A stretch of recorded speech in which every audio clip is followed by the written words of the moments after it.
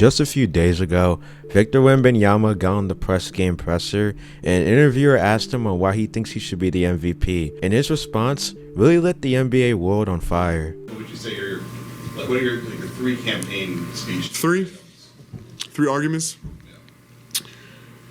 My first one would be that defense is 50% of the game, and that it is undervalued so far in the MVP race. Because I believe I'm the most impactful player defensively in the league. Second argument would be that we almost swept OKC in the season, and we dominated them 3 times with their real team and 4 times with more rotation players. And my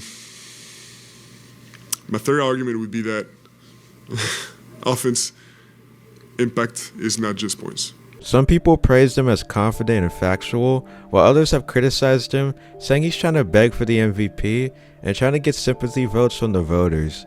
Now, I'm not going to sit up here and just say that the haters are right, but I can say that this moment right here is the exact reason why the MVP race is so interesting.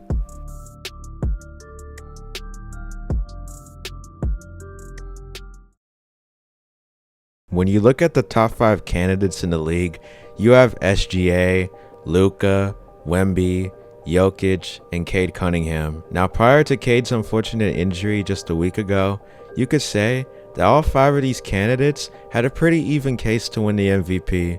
However, with Cade being injured, I just don't see how he takes the MVP when he might miss the rest of the season. When you look at Nikola Jokic, obviously, you see the great numbers, averaging a triple-double, one of the best triple-double threats in the league, but when you compare him to the other MVP candidates, you start to realize that it's more complicated than it seems. When you compare the stats of Jokic to everyone's #1 contender for the MVP and SGA, you start to realize how dominant Jokic is.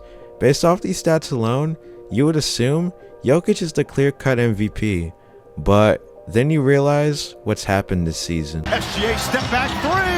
He's got it! And on a night that he ties Wilt Chamberlain, SGA's greatest.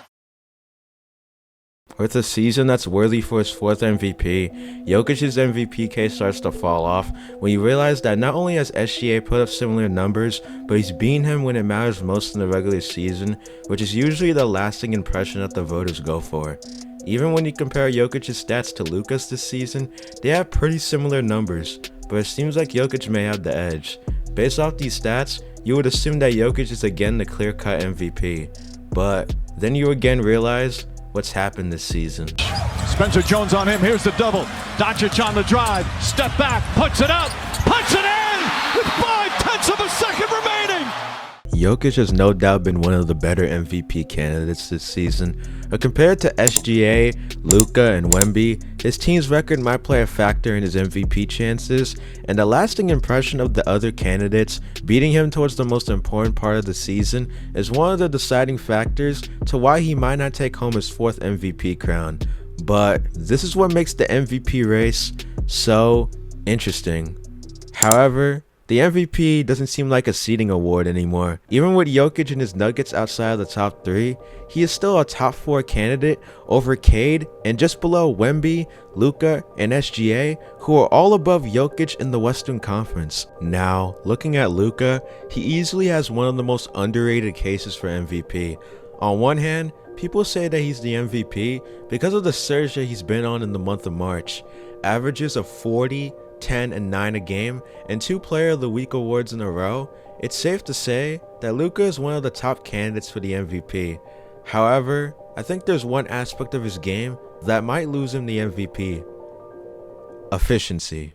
When you look at Luka's numbers, they're eye-popping and easily worthy of an MVP, but when you dive into efficiency, you start to realize that Luka's only shooting 47% from the field.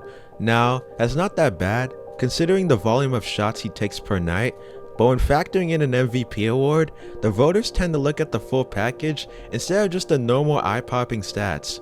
We've seen this in years past with James Harden in 2019, LeBron James in 2006, and Kobe Bryant in 2006. So, if the MVP is about all-around stats, elite efficiency, and having an impact on your team so huge that's warranted the MVP, then who is the MVP of the league? SGA step back three. He's got it! And on a night that he ties Wilt Chamberlain, SGA's greatest. SGA in the NBA's eyes is the leading candidate for the MVP, and it's not hard to see why. When you factor in his numbers, he's putting up nearly identical numbers to his previous MVP season, and he has the team record to back it up, as his team is the #1 seed in the Western Conference, and most importantly, he has the efficiency numbers to back it up. SGA is again having one of the most efficient guard seasons of all time, as he's averaging 31 points a game on 55% field goal percentage. It's insane. He's almost like a cyborg out there on the court. But at the end of the day, the MVP is an award that is objectively hard to predict and objectively hard to choose correctly. Do you value bringing a city back to the postseason? Do you value one of the greatest defensive seasons ever while also leading a former dynasty back to the postseason? Do you value averaging an efficient 27-point triple-double while also being below a top 3 seed? Do you value one of the greatest scoring seasons in NBA history while also leading their team to a top 3 seed in a loaded Western Conference? Or do you value a generational scoring season that is one of the most efficient guard seasons in NBA history while also leading your team to the best record in the NBA for the 2nd straight season? Well, whichever one you value the most, that is your 2026 NBA MVP. Thanks for watching, and until next time.